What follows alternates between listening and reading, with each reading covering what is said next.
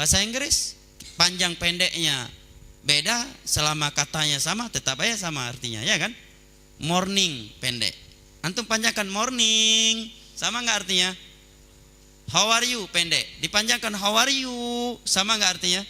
Sama. Bahasa Arab beda, ya, beda panjang pendeknya bisa beda artinya, beda sedikit harokat saja beda artinya. Contohnya di sini, ghaslur rajulaini, menjadi apa?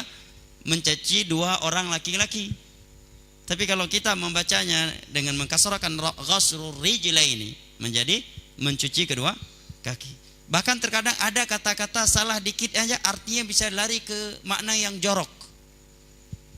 Ya, contohnya hadis Nabi misalkan yang berbunyi wa annal faraja ma'al kar. Artinya dan al faraja kelapangan dengan dhamma dengan fathah ra. Artinya dan kelapangan itu bersama kesempitan. Tetapi kalau ra-nya disukun wal farj ma'al kar, artinya kemaluan wanita. Ya. Tatkala dirubah ra yang tadinya fathah menjadi sukun, jauh larinya kan. Maka 3 orang belajar bahasa Arab yang panas kepalanya. Ya. Demikian juga pada panjang pendeknya. Kalau kita katakan mata jita, ma-nya pendek, tanya yang panjang. Artinya kapan kamu datang. Tapi kalau dibalik panjang pendeknya menjadi ma tajita, ma yang dipanjang, tanya yang dipendekkan, maka berarti dia mati kamu datang. Jauh larinya kan? Jauh larinya. Makanya orang-orang yang manja, tidak mau ribet, tidak mau terikat, enggak mau disiplin, paling cepat mundur dari bahasa Arab dan paling malas. Nah, paling malas belajar bahasa Arab.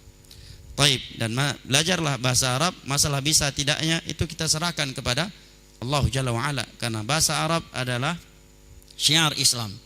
Bahkan Imam Syafi'i rahimahullah ta'ala menyatakan yanbaghi liman qadira ala ta'allumil lughatil arabiyyah an yata'allamaha fa innaha lisanul aula. Seyogyanya orang yang memiliki kemampuan waktu, ya, atau dari sisi yang lainnya untuk belajar bahasa Arab agar mempelajarinya, karena bahasa Arab adalah bahasa yang paling utama. Nah, dan para sahabat mempelajari, para sahabat dahulu ada di antara mereka yang tadinya non Arab seperti Salman Al-Farisi dari Persia. Banyak ulama dahulu yang mereka juga bukan orang Arab, ya, bukan orang Arab tapi menjadi ulama dan belajar bahasa Arab. Syekh Albani bukan orang Arab. Dari mana beliau? Albania. Nah, taib. Dan insya Allah mudah bahasa Arab. Karena andai kata bahasa Arab sulit, tidak mungkin Allah memilihnya sebagai bahasa Al-Quran. Dan Allah telah berfirman dalam Al-Quran, وَلَقَدْ يَسَّرْنَا الْقُرْآنَ لِلذِّكْرِ فَهَلْ مِمْ مُدَّكِرْ. Dan sungguh kami telah memudahkan Al-Quran ini. Adakah yang mau mengingat, pelajari, menghafal, mengkajinya?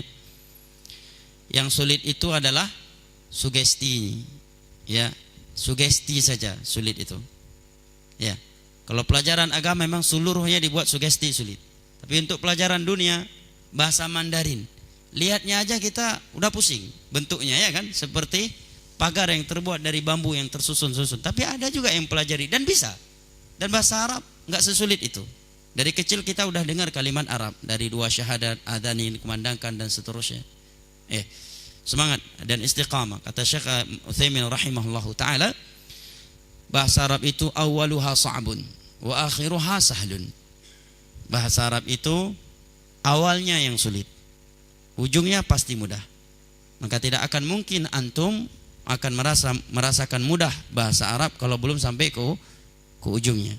Berarti syarat untuk mudah memahami bahasa Arab, sampailah ke ujungnya. Dan cara untuk sampai ke ujungnya adalah dengan istiqamah dalam belajar.